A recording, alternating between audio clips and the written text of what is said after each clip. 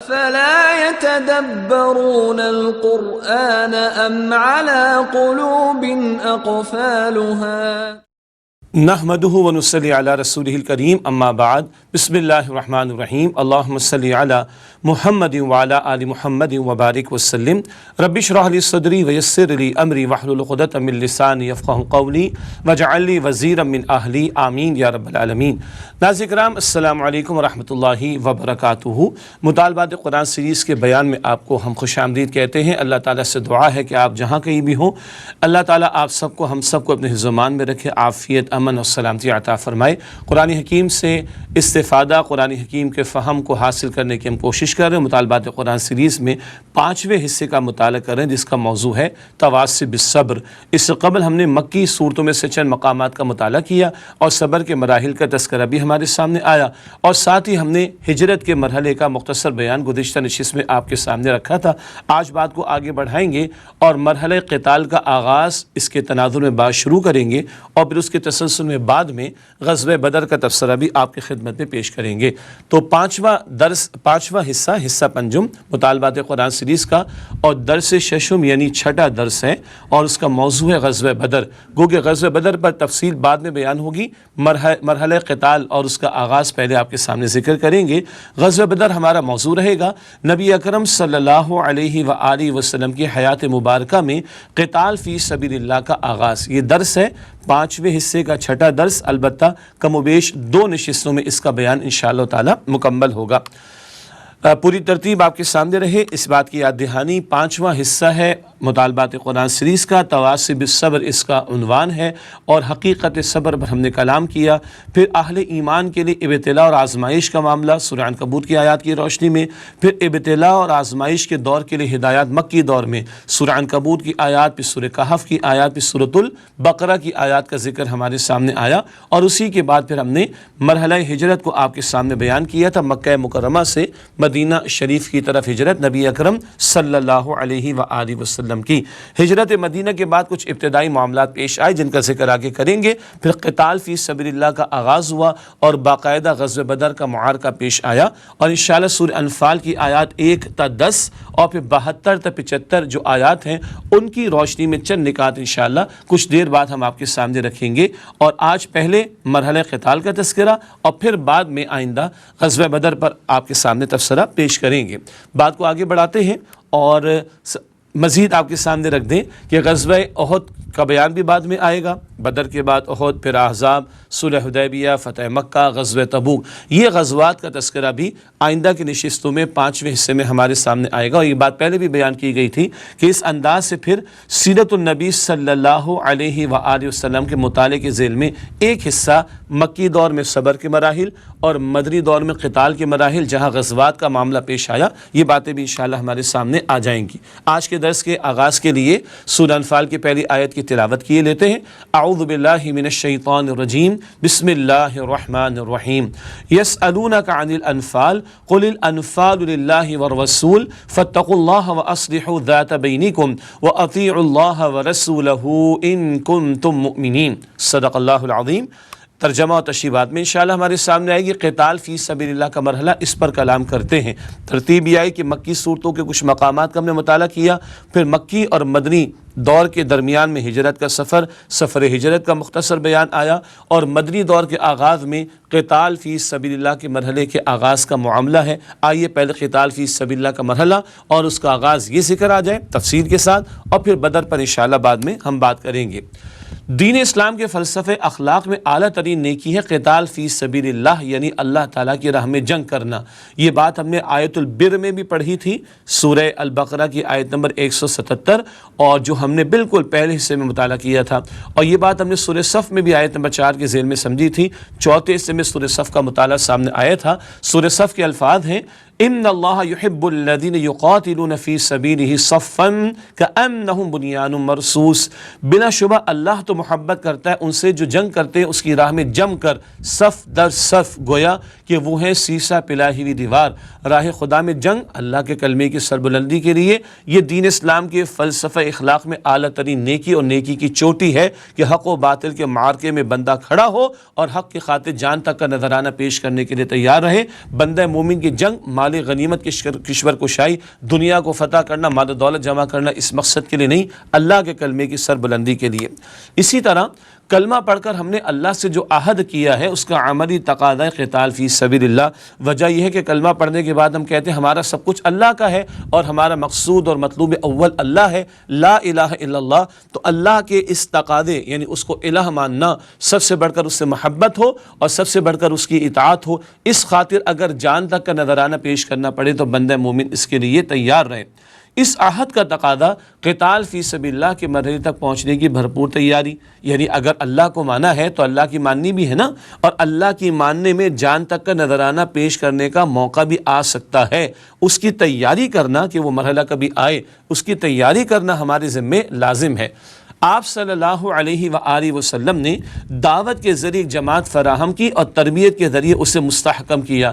مکہ مکرمہ کے 13 برس جماعت تیار ہوئی نا، دعوت توحید قرآن پاک کے ذریعے پیش کی گئی، حق کی دعوت قبول کرنے والوں کو منظم کیا گیا اور ان کی تربیت کی گئی، ان کو اللہ والا بنایا گیا، ایک منظم جماعت ان کو بنایا گیا۔ تب وہ 313 بدر کے میدان میں کھڑے ہمیں دکھائی دیتے ہیں، مگر 313 تیار کہاں ہوئے؟ یہ 313 کہاں تیار ہوئے؟ یہ مکہ مکرمہ میں تیار ہوئے۔ تو دعوت کے ذریعے جماعت کی فراہمی اور تربیت کے ذریعے اس کو مستحکم کیا نبی اکرم صلی اللہ علیہ وسلم نے۔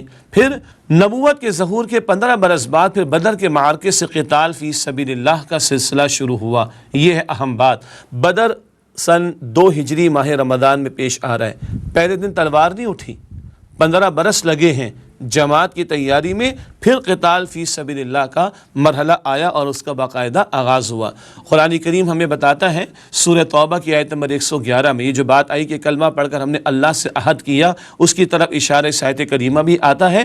فرمایا کہ ان اللہ اشتری من المؤمنین انفسهم واموالهم بان لهم الجنہ یقاتلون فی سبیل اللہ فیقتلون ویقتلون، سورہ توبہ کی آیت نمبر 111۔ اللہ نے مؤمنوں سے ان کی جانیں اور ان کے مال خرید لیے ہیں اور اس کے عوض میں ان کے لیے جنت تیار کی ہے۔ یہ لوگ اللہ کی راہ میں لڑتے ہیں تو قتل کرتے بھی ہیں اور قتل کیے بھی جاتے ہیں۔ اللہ کو ماننے اور اللہ کی ماننے کا تقاضا کبھی یہ بھی آ سکتا ہے کہ جان تک کا نذرانہ راہ خدا میں بندہ مومن پیش کرنے کے لیے تیار رہے۔ جنت سستی نہیں ہے، اللہ نے جان و مال کا سودا کیا، سودے کی حاجت اللہ کو نہیں ہمیں ہوتی۔ یہ اللہ کی شان کریمی کہ یہ جان میری خاطر لگاؤ تو تمہارے لیے جنت کا وعدہ، اور اس سودے کے تقاضوں میں جان پیش کرنے کا موقع بھی آ سکتا ہے، تو بندہ مومن اس کی تمنا بھی رکھے اور اس کی تیاری بھی کرے۔ اللہ مجھے اور آپ کو توفیق عطا فرمائے۔ اور یہ بھی تو امکان ہے کہ جان کا نذرانہ پیش کرنے، شہادت کا رتبہ حاصل کرنے کا موقع مل جائے، اس سے بڑی کیا بات ہو سکتی ہے۔ لیکن اگر یہ موقع آنے کے حوالے سے تیاری نہ ہو اور تمنا نہ ہو تو پھر تو بڑی عجیب بات ہے، بڑی سخت بات ہے۔ صحیح مسلم شریف کی روایت آپ کے سامنے رکھتے ہیں، اللہ کے پیغمبر صلی اللہ علیہ وسلم نے فرمایا من مات ولم یغزو ولم یحدث به نفسه مات على شعبۃ من نفاق، جسے موت آئی اس حال میں کہ اس نے نہ جنگ کی اور نہ اس کے دل میں کبھی اس کی خواہش پیدا ہوئی، تو گویا وہ نفاق کی شاخ پر مرا۔ تمنا بھی نہیں کہ رائے خدا میں جان کا نذرانہ پیش کر دوں، تمنا بھی نہیں، اور اسی حال میں بندہ مر جائے تو نفاق کی شاخ پر مرے گا۔ اللہ ہمارے دلوں کو نفاق سے پاک فرمائے۔ اللہم ارزقنا شہادتا فی سبیلک، اے اللہ اپنی راہ میں شہادت کا رتبہ ہم سب کو عطا فرما۔ اب بات سے بات آگے بڑھتی ہے نبی علیہ الصلوۃ والسلام کی سیرت مطہرہ کے چند اور پہلو قتال فی سبیل اللہ کے مرحلے تک پہنچنے کے تعلق سے۔ مکی دور میں مسلمانوں کو قتال کی اجازت نہ تھی، انہیں حکم تھا کہ ہر طنز اور تشدد کو برداشت کرو اور جوابی اقدام کیے بغیر اپنے موقف پر ڈٹے رہو۔ مکہ مکرمہ کے 13 برس کوئی جنگ نہ ہوئی، بلکہ حکم تھا۔ سورہ نساء کی آیت نمبر 77 میں اس کا ذکر ہے، الم تر الی الذین قیل لهم کفوا ایدیکم، کیا تم نے نہیں دیکھا ان لوگوں کو جن سے کہا گیا تھا اپنے ہاتھ رو کے رکھو۔ مکہ مکرمہ میں ہاتھ اٹھانے کی اجازت نہیں تھی، صبر کا ہی تقاضا تھا۔ اصبروا یا آل یاسر فإن موعدکم الجنہ، آپ کے علم میں ہے پہلی شہادت نبی صلی اللہ علیہ وسلم کے مبارک دور میں اللہ کے رسول علیہ السلام کے صحابہ میں سے ایک خاتون کی ہے، صحابیہ کی ہے، اللہ اکبر، حضرت سمیہ کی شہادت رضی اللہ تعالی عنہ، ان کے شوہر حضرت یاسر کی شہادت رضی اللہ تعالی عنہ مکہ مکرمہ میں۔ اور اللہ کے پیغمبر علیہ السلام فرماتے اصبروا یا آل یاسر فإن موعدکم الجنہ، اے یاسر کے گھر والوں صبر کرنا، بے شک تمہارے لیے جنت کا وعدہ ہے۔ تو مکہ مکرمہ میں جماعت تیار ہو رہی، تربیت اس کی جا رہی، اللہ والا انہیں بنایا جا رہا ہے، سب کچھ لٹانے قربان کرنے کے لیے تیاری کی جا رہی ہے اور تربیت دی جا رہی ہے، اور ہاتھ اٹھانا اس سے روکا گیا، صبر کے مراحل سے گزارا گیا، اس پر پہلے بھی ہم کلام کر چکے ہیں۔ تو مکہ مکرمہ میں ہاتھوں کو باندھے رکھنے اور روکے رکھنے کا حکم تھا۔ مکہ سے مدینہ ہجرت کے دوران مسلمانوں کو قریش کے خلاف قتال کی اجازت دی گئی۔ 13 برس صبر کا حکم تھا، ہاتھوں کو باندھے رکھنے کا حکم تھا۔ سفر ہجرت کے دوران سفر کے دوران میں قتال کی اجازت آ گئی، چنانچہ ذکر آتا ہے سورہ حج کی آیت نمبر 39 میں، ارشاد ہوتا ہے اذن للذین یقاتلون بانہم ظلموا، اجازت دے دی گئی جنگ کی ان کو جن سے بلا وجہ لڑائی کی جا رہی ہے، کیونکہ ان پر ظلم ہو رہا ہے، ظلم ستم ہوا، ان کو مکہ مکرمہ سے بے دخل کر دیا گیا، اللہ کے گھر سے دور کر دیا گیا، زندگی اجیرن کر دی گئی، ان کے بعض ساتھیوں کو شہید کر دیا گیا، ان پر زندگی کے گویا کے راستے بند کیے جا رہے ہیں۔ ان لوگوں کو، ایمان والوں کو اب اللہ تعالیٰ فرماتا ہے کہ جنگ کی اجازت دے دی گئی۔ اس کے بعد سورۃ البقرہ میں اللہ سبحانہ تعالیٰ کی طرف سے قتال فی سبیل اللہ کا حکم آ گیا۔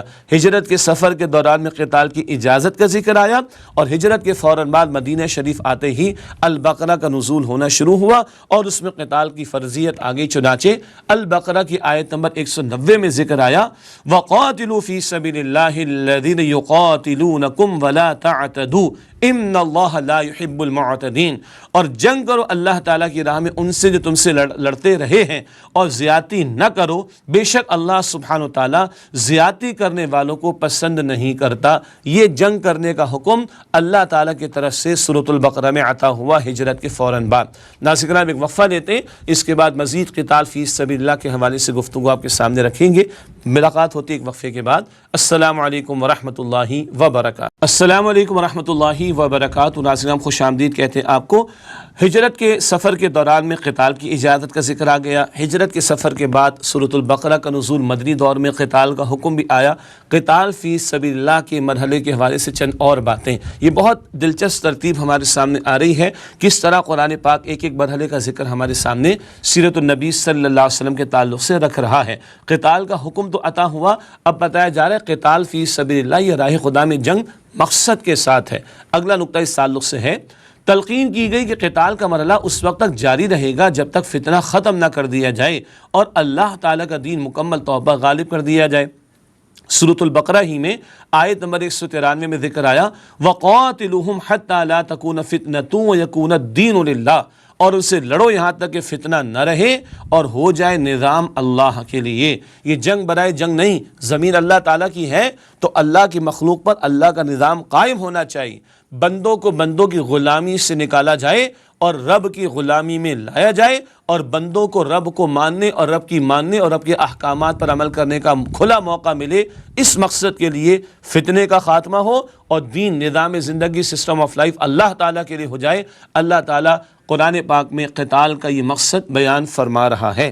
اسی تسلسل میں اگلی بات، پھر جنگ کے اس حکم سے جن لوگوں پر کچھ گھبراہٹ طاری ہو گئی تھی انہیں خبردار کیا گیا۔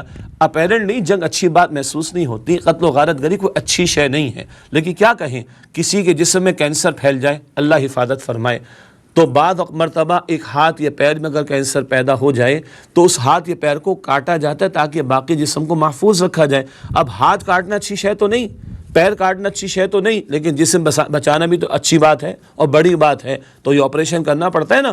تو نہ ہنجار قسم کے لوگ، اہل باطل، جو بندوں پر ظلم و ستم کرتے ہوں، راہ خدا میں روڑے اٹکاتے ہوں، اللہ سبحانہ و تعالیٰ کی زمین پر اپنی حکمرانی، اپنے قانون کی بات کرتے ہوں، ان کا آپریشن کرنا تو ضروری ہے نا۔ یہ اپیرنٹلی اچھا نہیں لگتا لیکن کرنا ضروری ہے۔ چنانچہ جنگ کے تعلق سے کچھ لوگوں میں گھبراہٹ طاری ہو رہی تھی، انہیں خبردار کر دیا گیا۔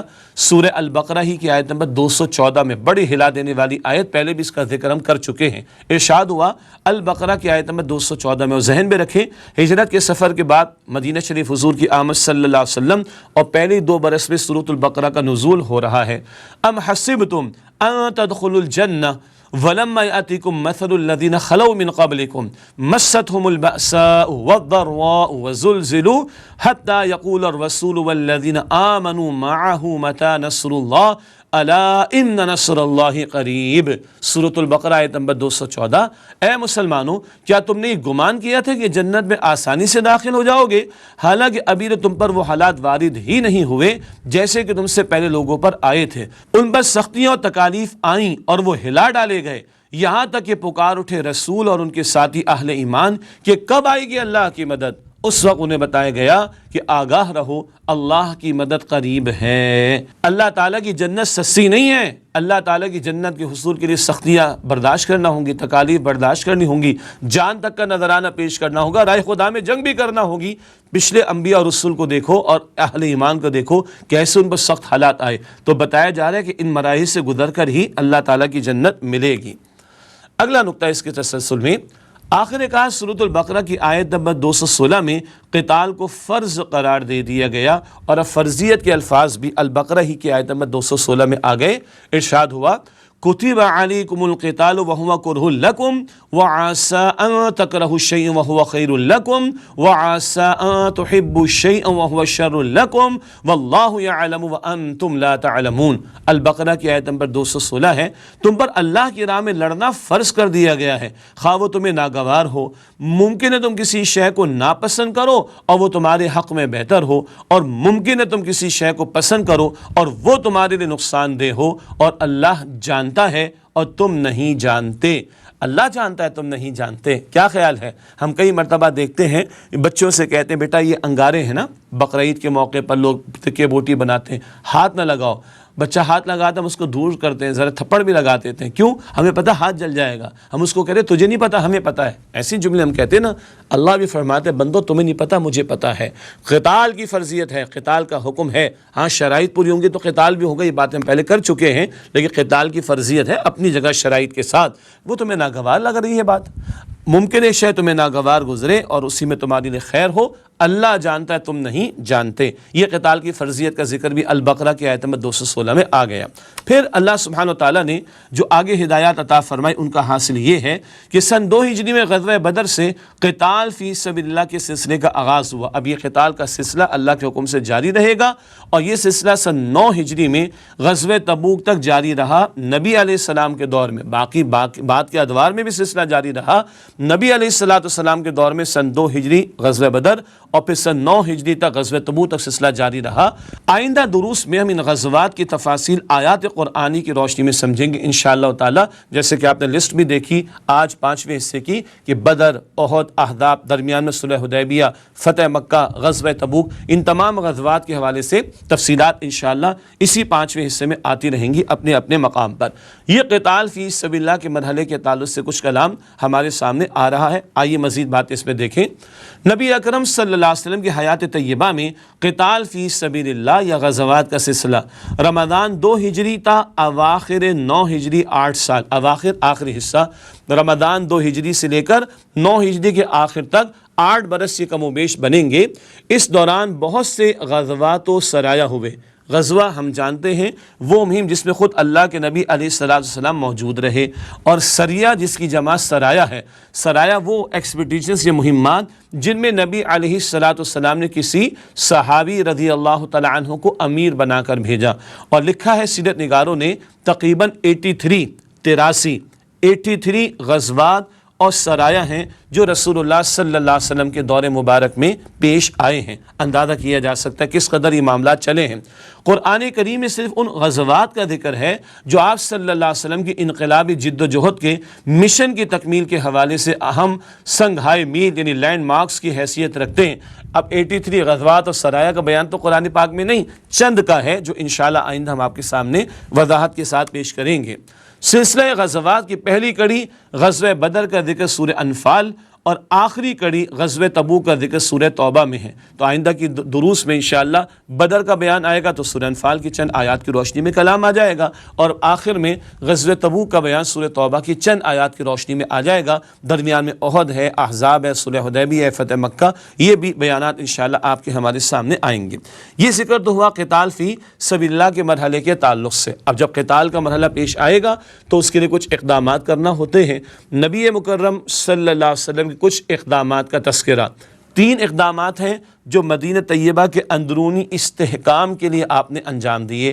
انٹرنل کنسالیڈیشن آف مدینہ منورہ، مدینہ منورہ کے اندرونی استحکام کے لیے 3 باتیں، اور تھوڑی دیر بعد ہم سمجھیں گے بیرونی دشمن ہے مکہ مکرمہ کے قریش، ان سے نمٹنے کے لیے 2 اور اقدامات رسول اللہ علیہ السلام نے فرمائے. تو 3 اندرونی اقدامات اور 2 ذرا بیرونی اقدامات فرمائے نبی اکرم صلی اللہ علیہ وسلم نے مدینہ شریف آ کر، اور پھر بدر کا میدان ان کے بعد سجے گا. قتال کے حکم پر عمل کی خاطر نبی اکرم صلی اللہ علیہ وآلہ وسلم نے ہجرت کے فوراً بعد مدینہ منورہ میں اندرونی استحکام کے لیے 3 اقدامات فرمائے. نمبر 1، میثاق مدینہ، مشہور ہے مدینہ پیکٹ جسے کہا جاتا ہے، اور یہود کے 3 قبائل کے ساتھ معاملہ ہوا. 3 قبیلے یہود کے آباد تھے مدینہ منورہ کے ساتھ، مدینہ منورہ میں، اور بنو قینقاع، بنو قریظہ اور بنو نضیر. یہ آپ سیرت کی کتابوں میں پڑھتے ہو، پڑھا بھی ہوگا آپ نے. ان سے آ کر نبی علیہ السلام نے میثاق مدینہ کیا، مدینہ پیکٹ جسے کہا جاتا ہے، تاکہ ایک اندرونی کنسالیڈیشن ہو جائے، اندرونی استحکام ہو جائے مدینہ منورہ کو، تاکہ باہر کے بیرونی دشمن جو ہیں مکہ مکرمہ کے مشرکین، ان سے نمٹنا آسان ہو.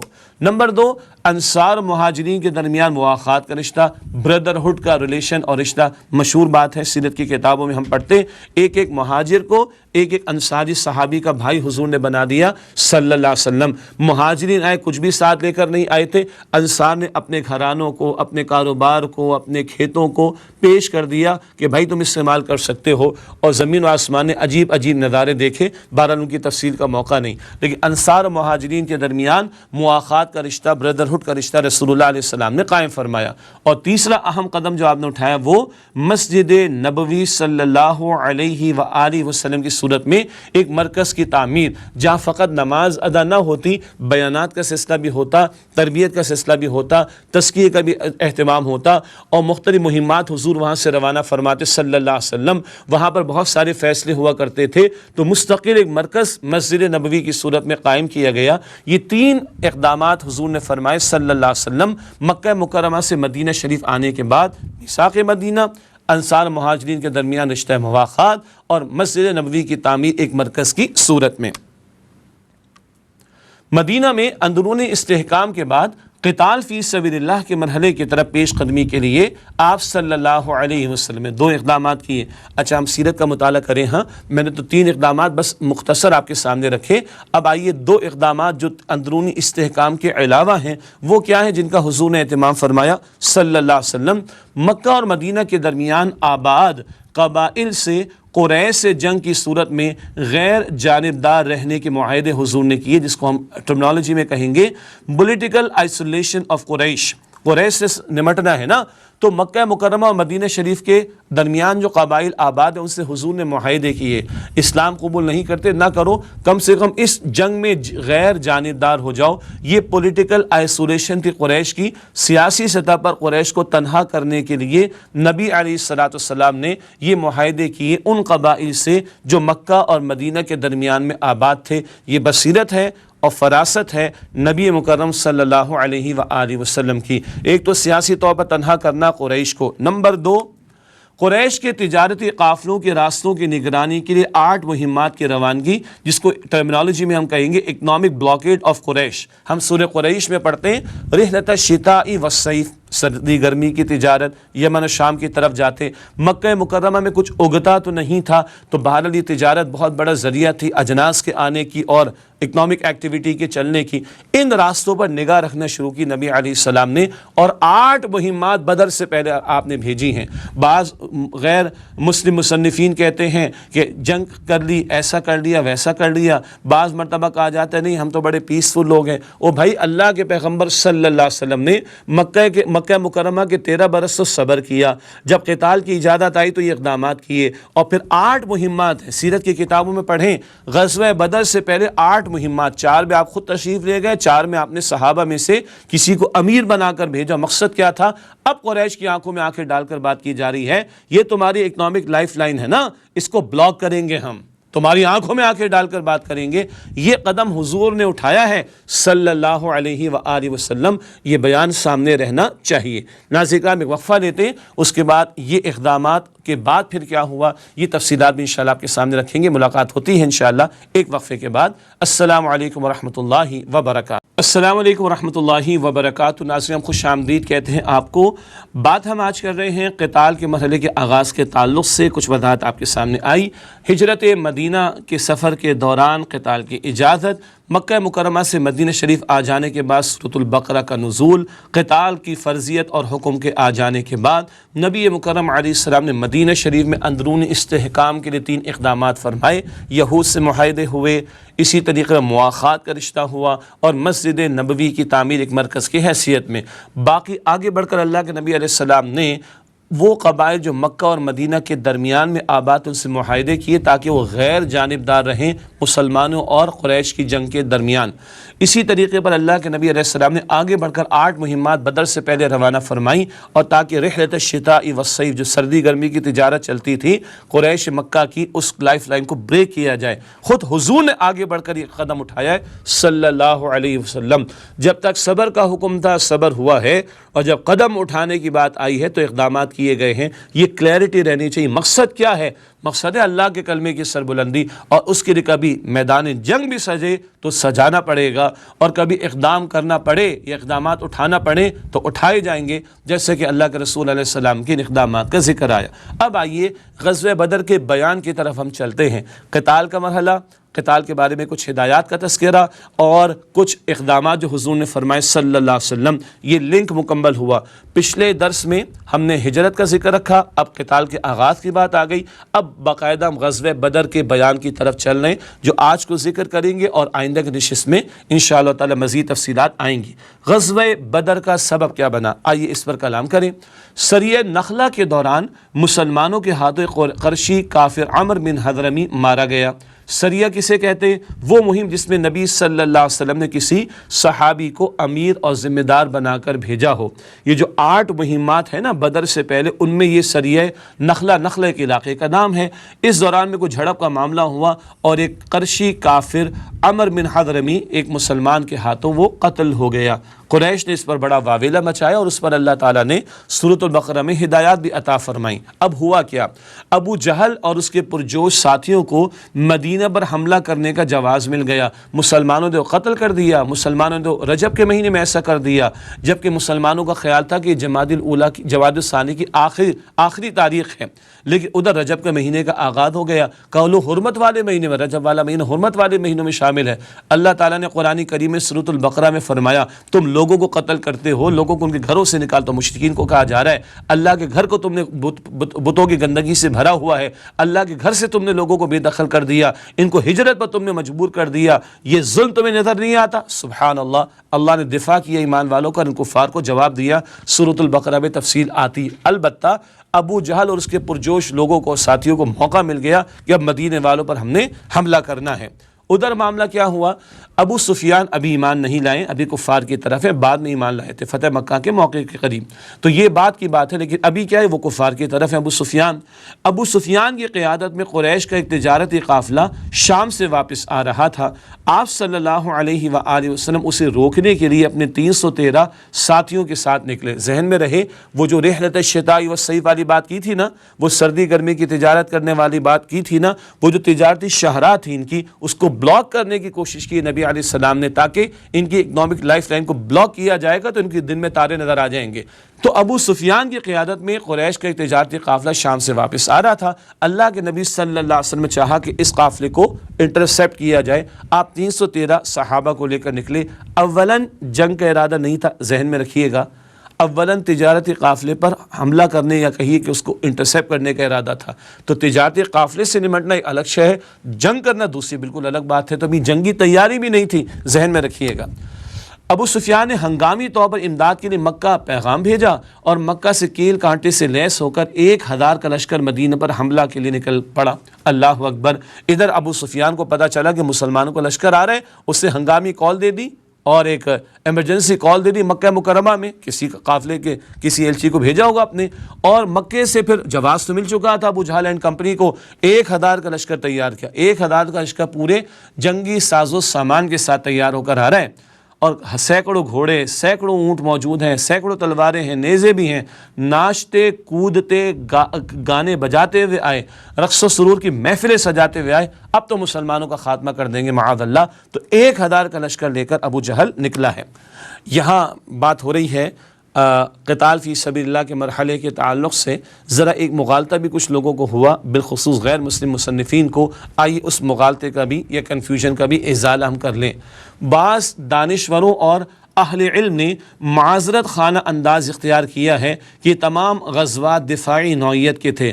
غیر مسلم تو کہتے ہیں، بعض ہمارے اپنے بھی کہتے ہیں سب دفاعی جنگیں تھی۔ بھائی ہم بڑے پیسفل لوگ ہیں، ہم بڑے اچھے لوگ ہیں، بڑے پیارے پیارے لوگ ہیں، ہم بہت اچھے لوگ ہیں، بڑے پیارے لوگ ہیں، مگر ظالم ظالم ہوتے ہیں، تو ظالموں کا راستہ روکنے کے لیے پیارے لوگوں کو بھی کچھ کرنا پڑے گا، ذہن میں رکھیں۔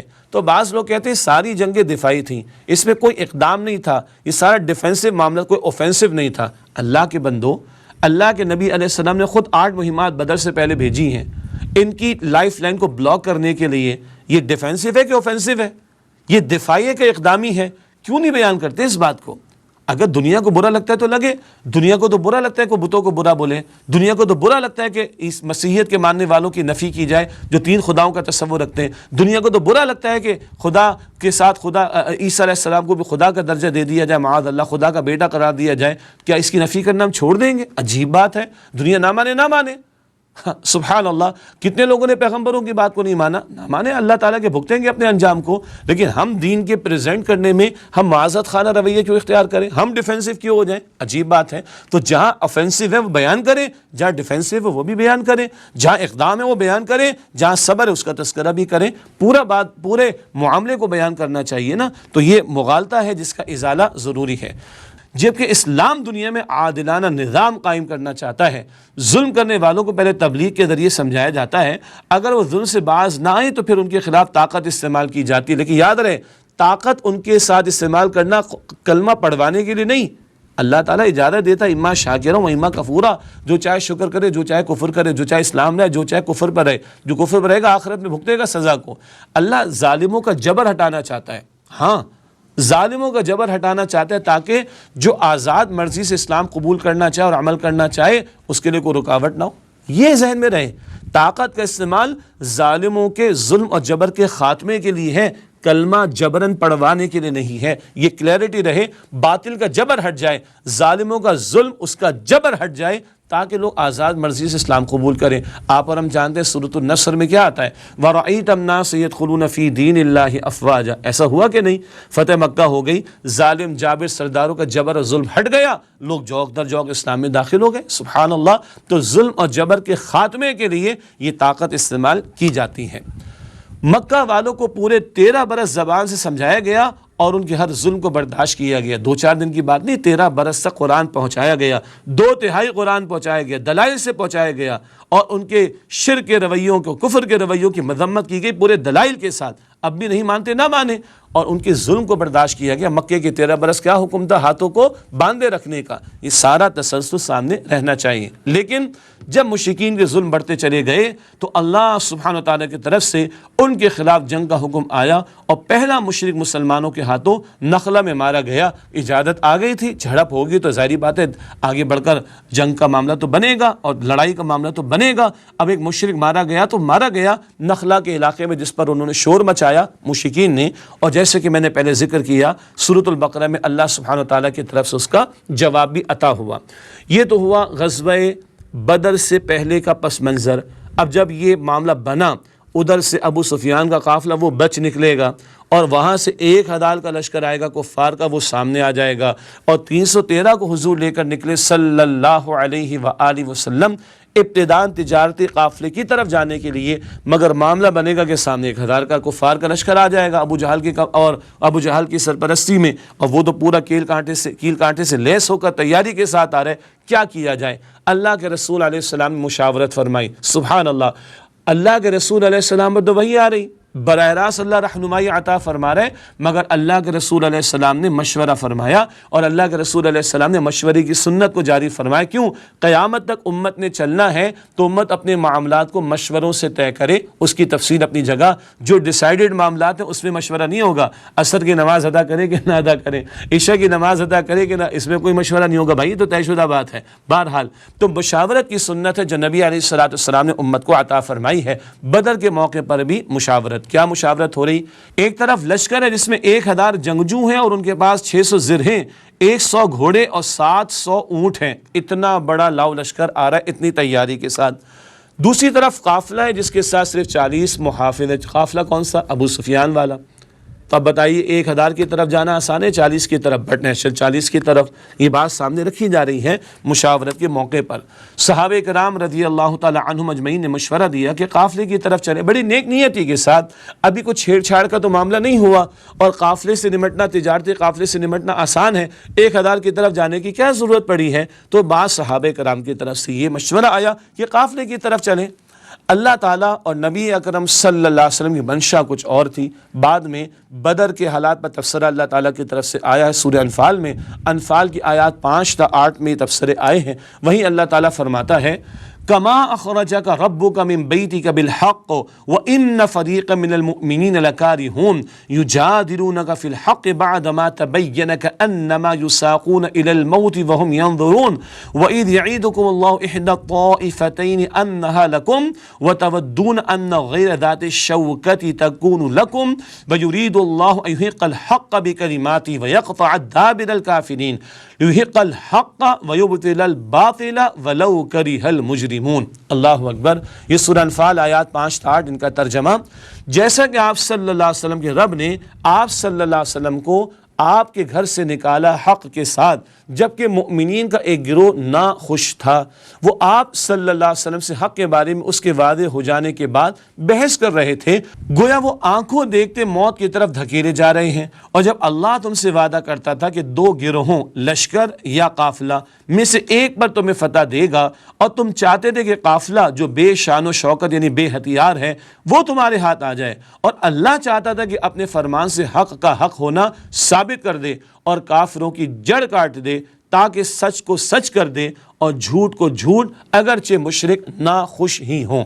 تو اللہ کی چاہت تو تھی کہ تم قافلے کی طرف نہ جاؤ، لشکر کی طرف جاؤ، آسان والی بات کی طرف نہیں، جہاں معاملہ ذرا مشکل ہو اس کی طرف اللہ تعالیٰ چاہتا تھا کہ معاملہ جائے اور حق واضح ہو جائے اور باطل بھی کھل کر واضح ہو جائے۔ اس موقع پر حضرت ابوبکر صدیق رضی اللہ تعالی عنہ، حضرت عمر بن خطاب رضی اللہ عنہ اور حضرت مقداد بن عمر رضی اللہ تعالی عنہ اجمعین کی ایمان افروز تقاریر ہوئیں۔ صدیق اکبر ہوں، عمر فاروق، یا رسول اللہ جو حکم سر آنکھوں پر، جو آپ فرمائے اس طرف ہم جائیں گے۔ اور یہ 2 حضرات الشیخین کا معاملہ یہ تھا، حضرت ابوبکر صدیق، حضرت عمر بن خطاب رضی اللہ عنہ، کہ حضور ان کی رائے کے خلاف کوئی بات نہ طے کرتے تھے، جس رائے پر دونوں جمع ہوتے حضور فرماتے میں اسی کے مطابق فیصلہ کرتا ہوں۔ البتہ حضرت مقداد نے بھی تقریر فرمائی ہے، مثال کے طور پر ان کے الفاظ یہ ہمارے سامنے آئے، اے اللہ کے رسول علیہ السلام، اللہ نے آپ کو جو راہ دکھلائی ہے اس پر چلتے رہیں، ہم آپ کے ساتھ ہیں، خدا کی قسم ہم آپ سے وہ بات نہیں کہیں گے جو بنو اسرائیل نے حضرت موسیٰ علیہ السلام سے کہی تھی۔ کیا کہا تھا؟ موسیٰ علیہ السلام کی قوم نے تو انکار کر دیا تھا، فَذَهَبْ أَنْتَ وَرَبُّكَ فَقَاتِلَا إِنَّا هَاهُنَا قَاعِدُونَ۔ یہ سورہ مائدہ کی آیت نمبر 24۔ آپ اور آپ کا رب جا کر جنگ کریں، ہم تو یہیں بیٹھے ہیں۔ بلکہ ہم یہ نہیں کہیں گے جو موسیٰ علیہ السلام کے ساتھیوں نے کہا، بلکہ کیا کہیں گے؟ مقداد رضی اللہ تعالیٰ عنہ نے عرض کی، بلکہ ہم یہ کہیں گے کہ آپ اور آپ کے پروردگار چلیں اور لڑیں، اور ہم بھی آپ کے ساتھ لڑیں گے۔ اس ذات کی قسم جس نے آپ کو حق کے ساتھ مبعوث فرمایا، اگر آپ صلی اللہ علیہ وسلم ہم کو برق غماد، یمن کا علاقہ، برق غماد تک لے چلیں گے تو ہم راستے والوں سے لڑتے بھیڑتے آپ صلی اللہ علیہ وسلم کے ساتھ وہاں بھی چلیں گے۔ ان الفاظ کو سن کر حضور نبی اکرم علیہ السلام کا چہرہ انور خوشی سے روشن ہو گیا، اور حضور علیہ السلام نے پھر لشکر سے ہی مقابلے کا ارادہ فرمایا۔ ناظرین کرام، آج کی نشست کا وقت مکمل ہوا۔ آگے کیا ہوا؟ آگے دعائیں ہیں، سبحان اللہ، اور آگے باران طوفان رحمت بھی ہے، سبحان اللہ، آگے اللہ کے نصرت کا بھی نزول ہے الحمدللہ، اور اللہ کی طرف سے قتال کے لیے آئندہ کے لیے ہدایات بھی ہیں۔ یہ سب موضوعات انشاءاللہ اگلی نشست میں غزوہ بدر کے بیان کی صورت میں آپ کے سامنے رکھیں گے۔ اللہ تعالیٰ سے دعا ہے کہ اللہ تعالیٰ میری، آپ کے، ہم سب کے تمام مسلمانوں کی مغفرت فرمائے، اور اللہ تعالیٰ ہمیں نفاق سے محفوظ رکھے، اور اللہ تعالیٰ ہم سب کو اپنی راہ میں شہادت کا رتبہ عطا فرمائے، آمین یا رب العالمین۔ وآخر دعوانا ان الحمدللہ رب العالمین، والسلام علیکم ورحمۃ اللہ وبرکاتہ۔ أفلا يتدبرون القرآن أم على قلوب أقفالها